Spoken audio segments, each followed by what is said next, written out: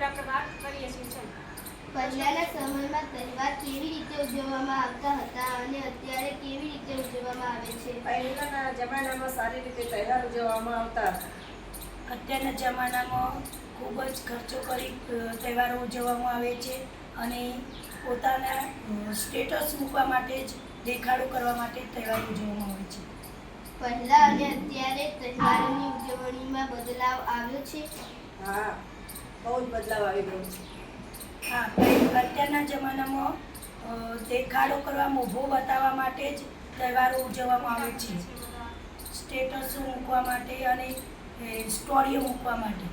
પહેલાના સમયમાં લગ્ન સમાસર કેવા થતા હતા અને અત્યારે કેવા થાય છે? પહેલાના જમાનામાં સારી રીતે મહેમાન, સગા સંબંધી, કુટુંબજનો બધા ભેગા મળી હળીમળી અને સારી રીતે પ્રસંગ ઉજવતા હતા.